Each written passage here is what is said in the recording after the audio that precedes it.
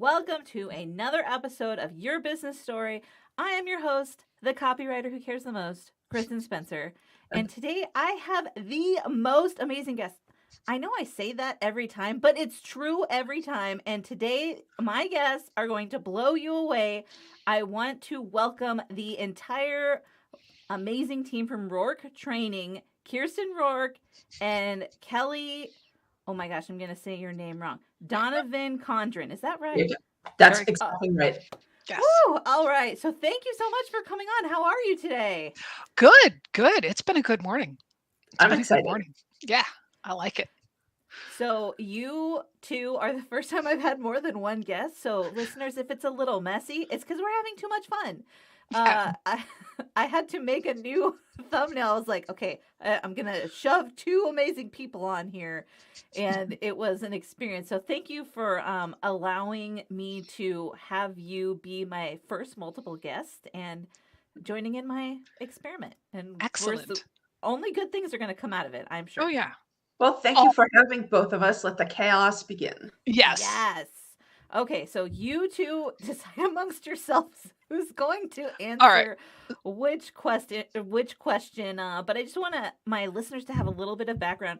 I know both of you. I cyberstalk Kelly on LinkedIn constantly because we're both obsessed with language.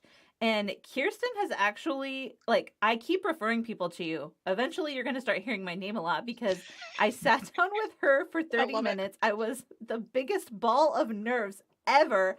And she was just like, okay, one question later, I had complete clarity for my keynote, my business, literally everything. And in my new book that I'm writing, a whole chapter is dedicated to the one question you asked me. So thank you. Fantastic. That's awesome. Oh, so cool. Yeah, I love it. I love just doing the process with people because you can never see your own stuff. You can never, I can't see my own stuff. That's why I have Kelly. That's why I've got you. But you can always see other people's stuff. And it's like, I was like looking at, you were describing it. I'm like, okay, here we go. There we are. Let's get that one thing out. Perfect. All right. So question number one, and I just answered it for you, but I'd love to hear your take on it. What is the most important problem that you both solve for your clients? Ooh, that's a good one. That's actually a tough one because so the focus of our work, and it's actually Kelly and I are the public faces, and then we do have Danny and Jim who are there's the most amazing graphic designer and operations person behind us. They're just wonderful. So our focus is ongoing mastery of presenting and speaking skills. And that comes from the fact that Kelly's been an educator since rocks were soft. She started when she was very, very young. And I was an instructional designer, freelance technical trainer, this and that. And we both kind of have this drive to make education, and especially online education or technical education, passionate and engaging and fun, because there's so many subjects that people come to and go, oh, I'm going to put up with this. I'm going to learn it. And humans don't learn when they're bored. They just don't. So you have to bring in the theater, you have to bring in the engagement, you have to bring in the passion. But I say for me, the most important thing is finding the person's passion. Like your passion was so clear. It was 100% there. I was like, yes, okay. And I just went and pulled one thread. Whereas for some people, I have one client and I love him to death. He's got his passion is all over. So we spent a couple of weeks getting his passions into one container and then going from there. So it's really identifying what is the driving force, what is the art, what is the passion, what is the thing that makes you light up that you want to share with the world and change the world by doing. Wow. Yeah. You made it sound so easy and complicated at the same time. Yeah. It really, it's exactly that. Because and I'm going to try to not talk the entire time, so I'm going to shut up soon and let Kelly talk. You're the guest. So, okay, for those of you who don't know, Kristin has her own podcast, which is Ongoing Mastery, right? Is that Ongoing Mastery, presenting and speaking. It wasn't on my form, but I've seen it a bunch, and I just love it. Like, the pictures of you, I'm always just like, wow, she looks like a badass. We have so much fun. We do. Well, the photos are great because the photos are what happens when you hire Shauna Shanette in Massachusetts for Oh, 4 hours. And she spent an hour on my face and hair, her person. And then she spent 3 hours taking photos of me. And what we got was photos in which I'm like, so badass. And I'm like, yeah, that's what happens after 4 hours.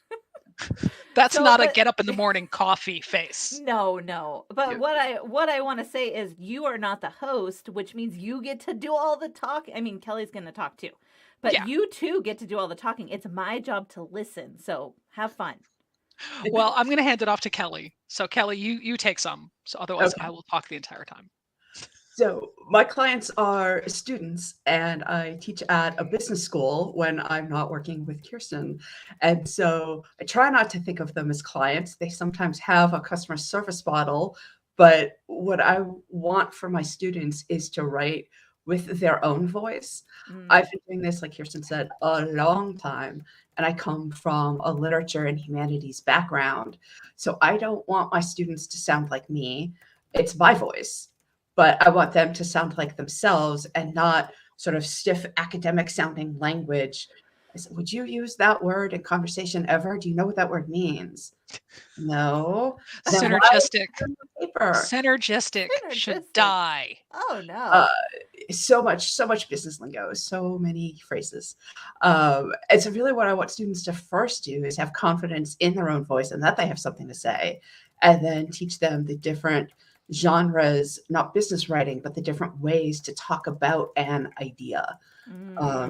And it's harder than it might sound because young people can be either very, very confident or not confident enough, right? And so trying to bring the class to that middle space where we can all learn something from each other. Yeah, I have 2 teenage daughters, and I'm living that every day, so I can relate to that. Solidarity. My daughter's yes, right? And I'm like, be yourself, but don't be a jerk, right? Like, right. It's that balance. Like, choose kindness, but empower your voice. Like, it's all the balancing act, I feel like. Mm-hmm.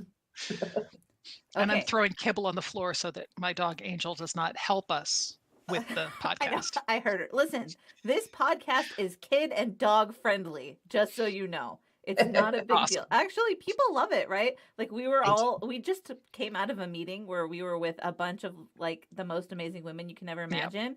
Yeah. And our friend Malia came on and her daughter was making all these baby noises and everyone freaked out with like joy. They were so cute because she wasn't on camera and you could hear the yes. And I'm like, oh, we want to see the baby.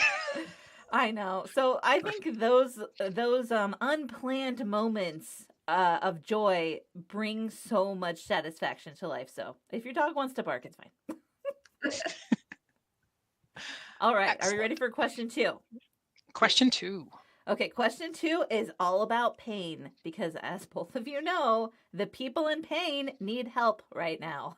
So what is the biggest pain that your client, the kind of person is in right now, and what do they think they need to solve the pain, and how do you actually solve it for them? So the pain is 2 parts. It's an element of public speaking fear. And generally our clients, they have some public speaking fear, but some of them have gotten kind of over to thinking of it as public speaking. And they're in the part of it where it's engagement. Okay. It's getting people to engage with you. And there's a process, there's a science to it. And it's not the way, when you're online, for example, you are communicating in a way that is different than the tools you use face-to-face. Yeah. And having to make that switch to a different tool set is not intuitive. And when you're in person, the stage communication that you do is different than the face-to-face sitting at a table facilitation communication that you do. And again, you're shifting to a different tool set. So what is not obvious to our clients is that it's literally a matter of learning new tools, and it's tools you already have. They're just in a different order. Okay. Yeah. I would almost say it's like a code switching, right? That a lot of times, if you've internalized it, you're code switching and you don't even realize, say you are, when I go back home to Boston, born in Boston, don't have a Boston accent because I've had speech therapy for a lisp. But when I'm home, my accent is very thick. 1, 2, 3, FOA.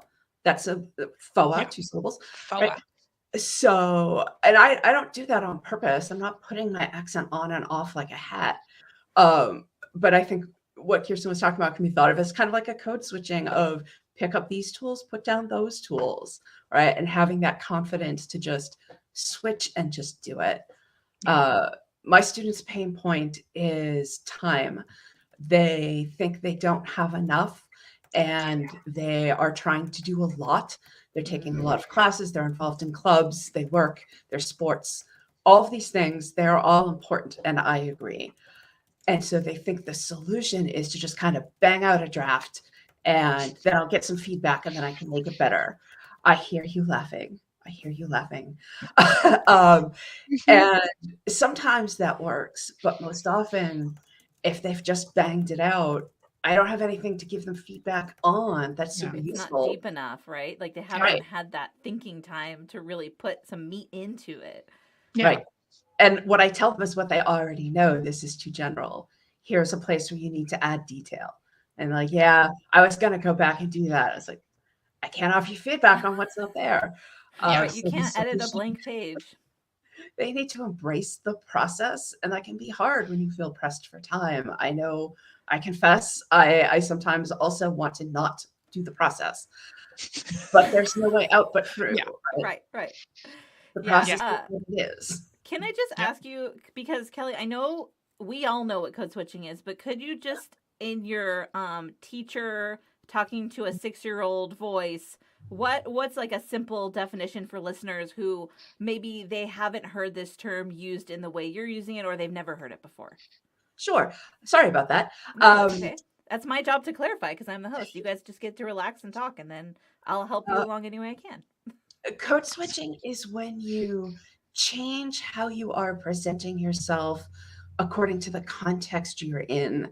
And it comes up most prominently in people of color, how they are comporting themselves, how they are speaking when they are within their community, or when they are a minority presence in a, say, mostly white space.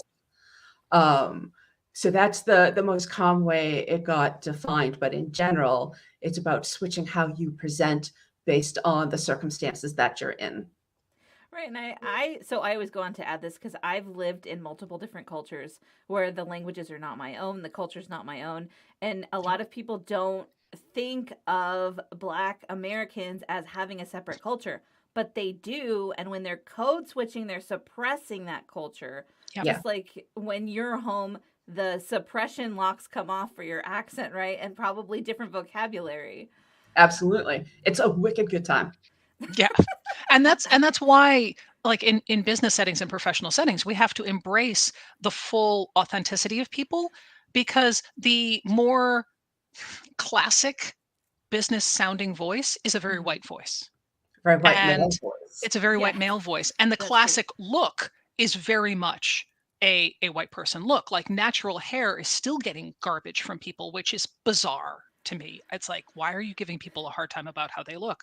But the way people speak and enunciate, the way they inflect, it's wonderful, but there's so much cultural work we have to do to be able to go, no, this person is beyond intelligent. Right. They have so much to offer you. They know more than you do. Yeah. And you're not hearing it because you're making assumptions based on the fact that they have a thick Southern accent, for example. And it's like, no, take a minute, because this person has so much to offer you if you can get over yourself. Yeah. Get out of your own way. Sorry. I see this with students when they have to do presentations. Both young men and young women will do uptalk, where every couple of words rises and it sounds like they're asking questions. But really what they're trying to do is kind of check with their audience. Are you with me with this thing I've just said? And I'm trying to not reproduce. We must all sound like this standard male voice to be authoritative. But also these young, Babson is a business college. These young entrepreneurs are going to be pitching often in rooms where the people with the power and the money and the decision making are of our generation, where uptalk is translated to immature, inexperienced, not ready. And also insecure. Yeah. Right. And so I tell my students, this is the perception out there. How you decide to respond to that's up to you, but you should know that it's there. Maybe you're part of the vanguard that is embracing uptalk and starting to normalize it, or maybe you're going to try to eliminate that from your speech pattern. Yeah. But know that it's there and then make your choice. Yeah. Right. Make a conscious decision. I love that. I mean, yeah, as an editor, well, I was an editor in a past life, right? I still do it when people beg me to, but please don't beg me to, because I have someone amazing. I'll just hand you off to her. She's been she's an expert. But like people are like, well, I'm doing this because, and then I'm like, okay, but do you know the rules this? And they're all no. I'm like, okay, I just want you to know the rule. We can still do it the way you want, but just so you know, like, and also sometimes I'm like, readers will think this is a mistake. So maybe let's think about it some more before we make a final decision. Because information, it's like you're saying, you have these tools in your belt and maybe you're just rearranging them, or maybe you're adding a new one, but all information can do is help us. It doesn't restrict us. Exactly. When so I'm a certified technical trainer, and that means 100 years ago, I did this class in which we literally videotaped and watched our videotapes, which is brutal. And it was this group, we all descended on this one area, and this lovely, brilliant kid, and he's half our age, so kid, is up there, and he kept, doing his bit, and then would do, whatever, as a little verbal tick. And we had to take him aside and say, okay, at this point, we were all in our 30s. And he was like, well, okay, he wasn't half our age, but he was like 21, right? He felt half our age. No, I know. He was so sweet. He was so brilliant. And we said, yeah, so whatever means F you to people of our generation. It means you don't care. It means you're being snotty. And he went, what? What are you talking about? Like, he didn't even realize he was doing it. And we had to kind of go, yeah, you kind of are coming across like you're doing well, I'm going to tell you this, but whatever. And he ended up valley girling twice. And I was just like sitting there going, no. So when we showed him the video and we talked to him, he worked on it because the guy was brilliant. He had really good things to say, but his presentation made it hard. And I was just talking with, I'm going to give a shout out to ATD Houston. So Association for Talent Development Houston. Hi. Took me out to lunch and we were talking about using our skill set, Kelly and mine, to work with women on the fact that there is a need for women presenters, especially in boardrooms, to present strongly, but not too strong, which is tough because the receive you get is, if you're too strong, then you're that, right? That's you're the B hard. Word. I mean, because how do you balance that? Like for me, you both know me really well. So you know that trolls on TikTok or YouTube or whatever will come out and they're like, or I had I wrote a whole article about this woman was like, you're not professional enough to ever have a 50K offer. And I was like, well, I already do have a 50K offer.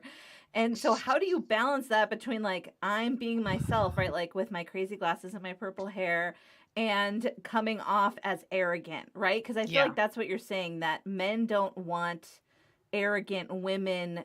Women-splaining? Can that even be a thing? This sentence feels wrong just saying. Yeah, it's certain environments, certain businesses, certain cultures. Unfortunately, there has to be some code switching. I wish there didn't. But in order to get in the room, you kind of have to adopt the Southern woman version, which is strong power, but with a little femininity. So Dolly Parton. Kind of Dolly Parton. Like Dolly Parton can kick ass, but she really does. But so, and the funny thing is that I'm not good at that, but I can coach it in other people. Like I'm the bull in the china shop. That's why Kelly is laughing right now, because I'm the person who I come in and I'm like, hi. But I can also go, all right, so you really want to get past these two people. All right, let's identify what they need to see to recognize your authority and competence. So And then, you know, yeah. It's not about suppressing yourself. It's about meeting them in a middle ground. Yeah. Right. Okay. So I used to be in occupational therapy 100 years ago. And when I was in school, I was still me. So I was mouthy, I was irreverent, I was talkative. And my instructor was somebody who learned from a book, not from a clinic. And she was inaccurate. And I called her out on it because I grew up with clinicians. I'm like, that's not a thing. And you're not supposed to do that to your professor, right? So I was being trashed. And I went to my mother, who's a clinical psychologist, and I said, I cannot get past this woman. And she goes, all right, I want you to tell me what she dresses like. And she makes some notes and she goes, okay, you're going to buy a cardigan and you're going to wear that for a week. No other changes, then come back to me. And okay, how does she sit? And so I looked at her body language and reported back to mom, and mom goes, okay, you're only going to make these 2 small changes with your shoulder, with your legs. And I didn't change anything else. And then the third change was language. And I all of a sudden was honor roll. I went from bottom of the stack to honor roll, still same kid, but she had to see me as someone who was taking the work seriously, even though I was taking the word seriously, because I'm like, you can't be teaching that. That's not accurate. That is not the first stage of autism. That is not how this works. Right. And you're not supposed to do that. There are gracious ways to do that. Well, and that's what mirroring is all about, right? They lean in, you lean in, or they relax visibly, you relax visibly, right? That sort of psychological harmony, that's not the right word, but when two people are on the same wavelength, right? Yeah. Yeah, it's like empathetic body language. Can we call it that? Yeah. It is. It is, because you're tuned in. And I want to be super clear. It is never okay to be fake. Like, I was told early in my career to lie to my students. And I was in a position where we had to. And that was gross. So when I went independent in 2000, my rule was I don't lie to people. And I would turn down gigs. So I'd be asked, can you teach X? And I said, well, I'm not trained in it. I can prep it, but I don't have it. And they said, everyone else would just say yes. And I'm like, well, I'm not everyone else. Like, I'm like, well, I can teach it. Give me 3 weeks to prep. That's fine. But no, can I teach it tomorrow? No. Right. That extra transparency. I'm the same. I probably talked myself out of a ghostwriting gig earlier this week because I was like, I don't know that. I'm not an expert on that subject matter. And I said, but the benefit to you is that I'm not an expert. Right. So I can translate it for the person you want to read it, who has no point of reference for what you're talking about, and they'll be able to understand. Yep. Definitely. I do that a lot with my students, sort of increasingly. Instead of being the professor in the front of the room, I am a person. So when they have graded, when they have submitted their things and they want their grades back and plans went sideways and I didn't get them, I, without too much detail, but I'll say like, hey, thanks to the family this weekend, I didn't have the chance to sit down and spend the 20 hours grading your papers. Sorry about that. I'm working on it. Right. And it's not to make an excuse, but I think sometimes people can forget that we're people as well as professionals. Yeah. Right. Yeah. And that's such an important distinction. Okay. I know we could talk more about this, but I feel like the listeners will want to hear the answer to this question. So are we ready for the next one? Yes. Yeah. All right. So can I recap? This is what I do. I'm a recapper. Yeah. So let's start with Kristin, because you guys are kind of throwing me for a loop because we're doing 2 different things at the same time. But so the pain for your client is they think they're just afraid of public speaking in general, but what they really are failing to see is that they're using their tools in the wrong order, and they have to reframe that in a way that's useful to them so that they can present in an engaging way instead of just hopping on stage and not caring who's paying attention. Exactly. Okay.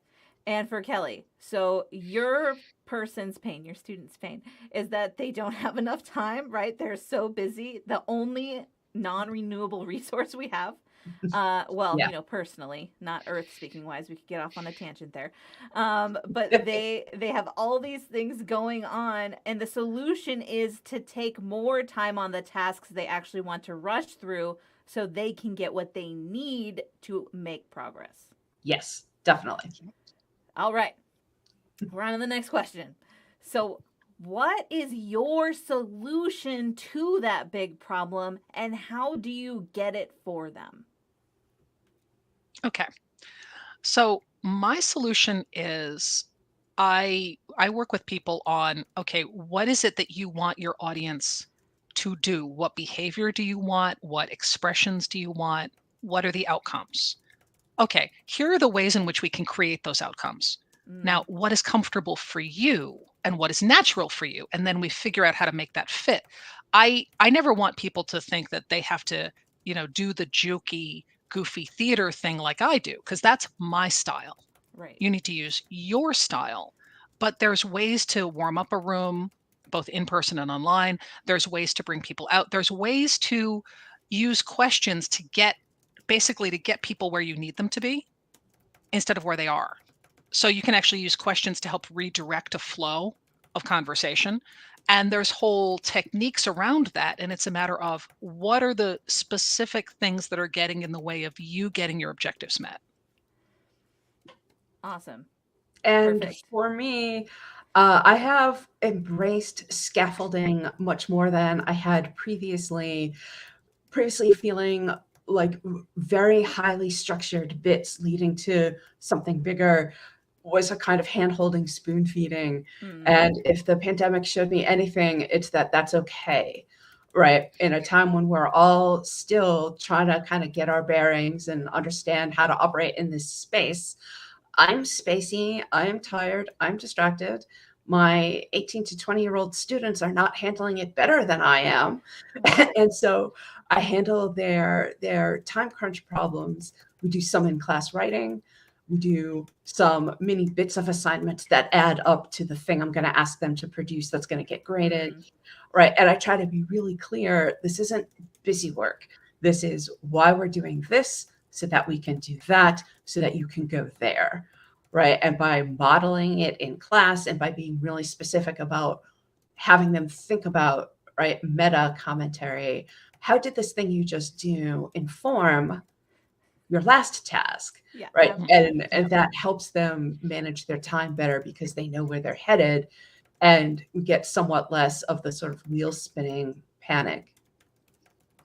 Yeah, I laughed because that's exactly how I teach. So if you ever read one of my books, you're reading through the book, and then I'm like, boom, I use the concept I just taught you to write this book. And people are always like, that is the most meta thing I've ever seen. But it helps, right? Because you see the examples, you get the steps, and then you realize, oh, you take a step back and you can see the whole picture. Yep. Yeah, the core structure of how we work with speech, basically speakers and presenters and speech, is prep, practice, and pivot. Yeah. And prep is specific ways of prepping your content to make them modular, to make them so they're scaffolded, and then you can reorder the scaffold, or you can go ahead and take one piece out. And there's a process to that. But you prep so that then when you practice, you can get a curveball, or you can do it this way, or all of a sudden do 1, 5, 9, nothing else, go. And that's hard to do. But once you have that down, then when you're live, you can pivot to whatever happens. And so when people throw things at you, it becomes less of a, dear God, I want to die, and more of a, oh, really? Oh, you want to dance? Let's dance. And it's fun because actually most trolls have no ability to go past their first insult. And honestly, it's like, you kind of get the thing of like, really? Okay, well, that's wonderful. And I appreciate that you did that. It does feel a little high school to me, and we're both older than that. So do you think you could go work and come back and we'll try again? And generally that kills it. They're like, oh, yeah. I'm like, bring it, child. I've been trolled by professionals. You're going to have to work harder. I love that. So fun. And trolls, I mean, yeah, I had someone on the other day and I had her answer all the questions about trolls because she's a social media manager. I was like, people Oh, are really still affected by trolls. Like, how can you move forward? And she gave some really great tips, but it's true. Like, they normally will just throw out one insult and then disappear. they're They don't chicken. know what else to say. Bullies online and in real life, they're there to get a reaction because there's something missing inside them. There's something not connected or something that hurts, and they want to reflect that so they don't feel so alone. And I respect that. I understand it, but that doesn't mean you get to be a jerk to me. Like, Yes, that's Yeah. right. Boundaries, know, right? Where we yeah. can have empathy for them and their hmm experience, but we're not going to let them affect our experience. Yep. All right, we're on the last question. I feel like we're doing great because all of us, well, I don't know. Kelly, are you going to the meeting later Which meeting is that? for the women in tech? Kirsten's going, I think. Actually, I'm not because I'm doing Tim's thing. Ah, Oh, Yeah, man. I can't go. Okay. So Kristin, please take notes because I can't go because I have another speaker group that I'm part of and I've Well, I missed have them. to take notes since I'm writing the abstract anyway, so Oh, it's done. okay. Consider it done. Well, so Awesome. anyways, we're all very busy today, but I'm Yes. so glad that we took the time to come on and have this conversation. And I Yeah. just want I'm trying to establish no like trust as people are listening to this, so they'll want to work with you because they should. Because Rourke Training is amazing. I can't say Thank that you. enough. But why should they trust you to solve these problems for them? And why do you believe that you can do this? Well, why people should trust me and my team is because we have a very strong ethical focus. Mm, We are not interested in snowing anybody. We're not interested in obfuscating or doing any nonsense. It's like life is too short. If we're not a good fit, we're not going to be a good fit, and we will find somebody who's a better fit for you. yeah. Not everybody's meant to partner, right? But I've been doing this work internationally for 20 years, and I've been in every kind of business and every kind of educational setting. And so, because of that, I have a different perspective than a lot of places do. Because every place I ever worked went, well, this is how it is. It's like, no, this is how it is here. And they're like, no, this is exactly how it is. It's like, The whole world no. does it this way. It's like actually in my week, I'm teaching at, I was teaching at a newspaper in Boston one day, doing software training in the basement. Then the next day I was at the top of the Federal Reserve showing an executive how to use his email, like all of this stuff. And it's like every place has their own worldview. And once you expand that worldview a little bit, everybody gets so much more freedom. Hmm. And because we all put restrictions on ourselves, the restrictions that everybody's feeling are mostly self-imposed. Now, that doesn't mean people are not in bad situations, because they are, but we restrict ourselves. And getting a little freedom in that means that it's like, okay, you actually can go ahead and take another level and can move a little further. Let me give you permission to tell a bad joke in your webinar if you want to, if it's Yeah. your nature. I mean, I always lead off with a really, like when I'm talking about humor, I talk about one specific stupid pirate joke that I do.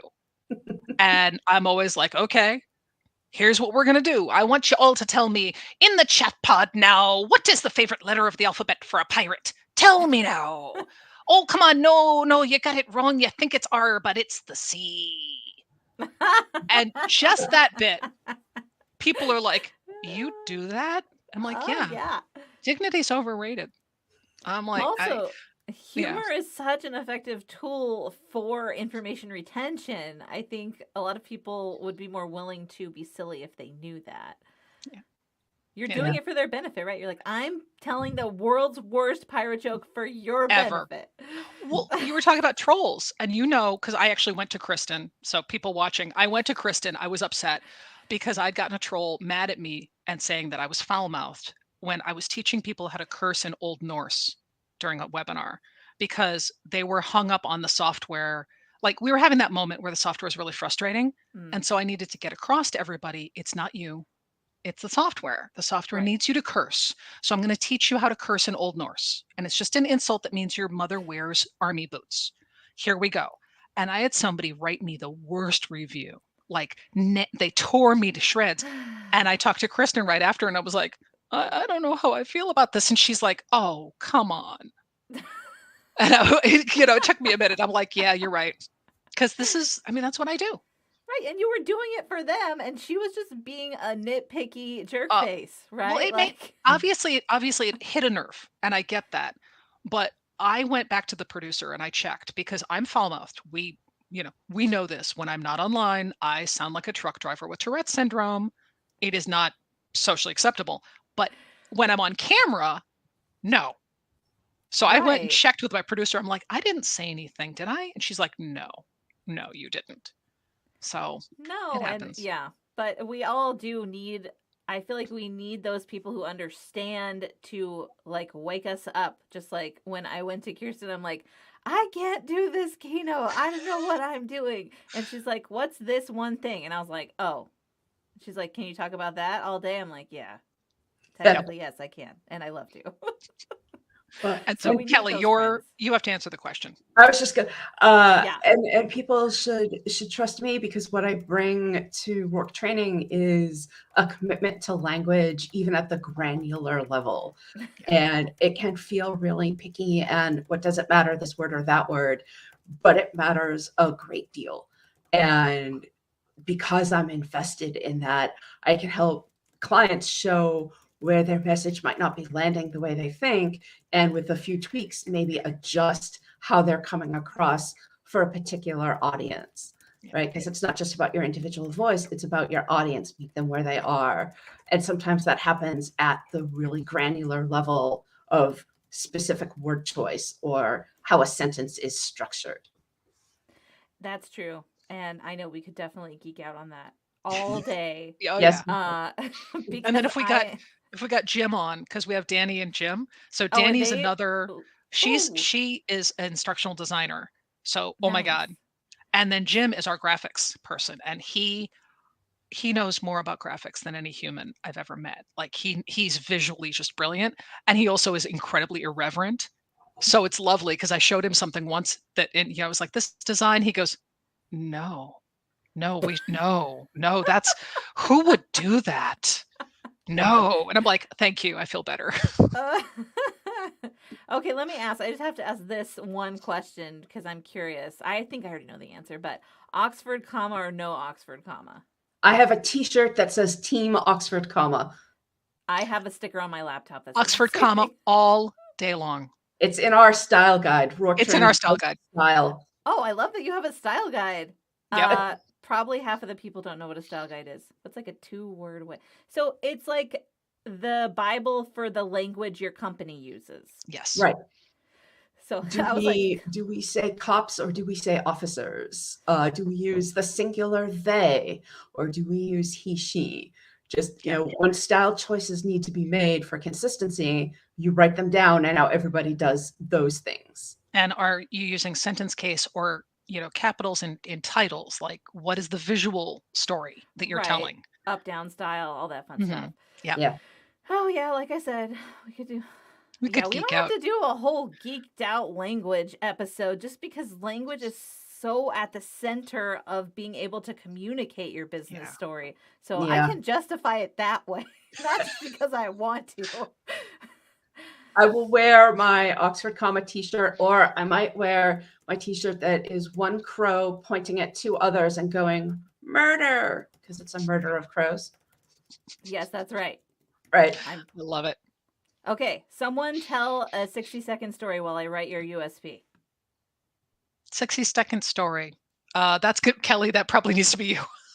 All right. So here is my 60-second story. The story of the most expensive visit to the ER, best $75 ever spent.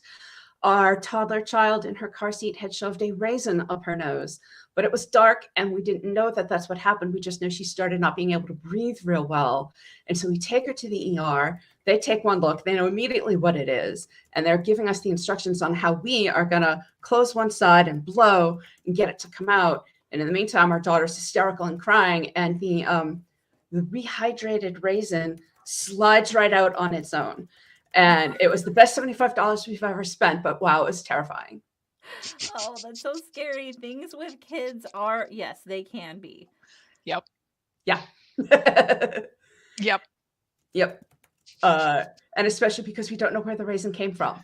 She didn't have... No, it was a mystery raisin. A mystery raisin. Well, that or Lego bits. Like Legos show up everywhere.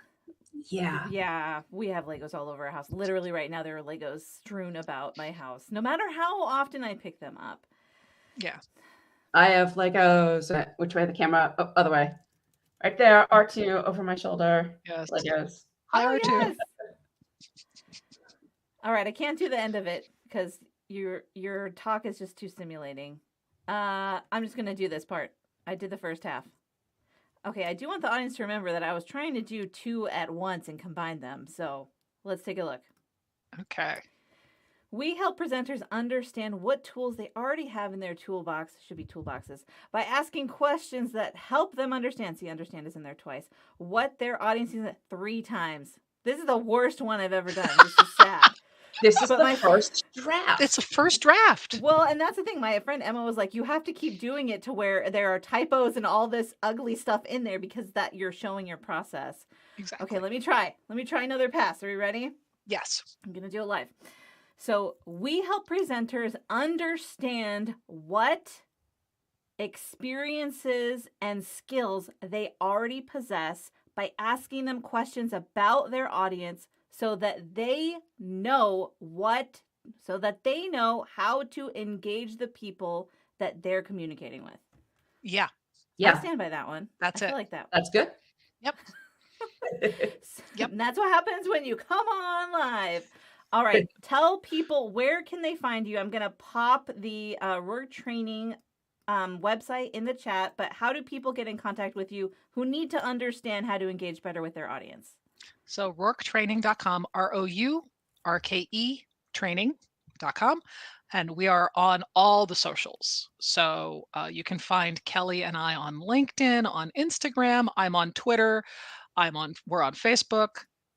So find us everywhere. And I'll put in a plug for the podcast, which you yes. can get to from rourketraining.com. But also we have a YouTube channel. So if you want to see us while we're talking, you have that option. Yes. Ongoing Wonderful. Mastery, Presenting and Speaking, the podcast. Yes. We're not on TikTok yet. No. So okay. we'll have to work on it. We'll have a whole conversation about TikTok, but you're doing great. If you're on YouTube, you're doing it. So congratulations. I horrified our teenager by calling it tickety talk. And I did that on purpose. And it was hilarious. And she's like, uh-huh.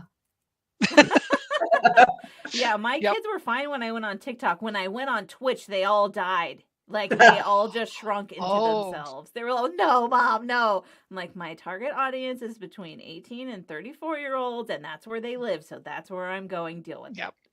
I have friends who are on Twitch, so that to us is just like, whatever. We tune in and chat with our friends. But TikTok is sacred, and no.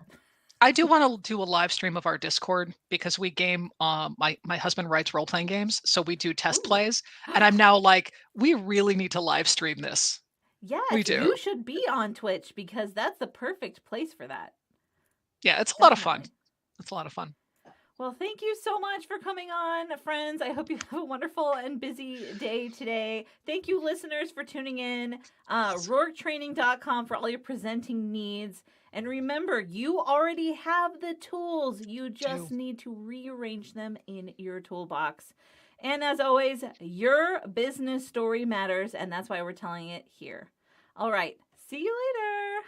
Thank you.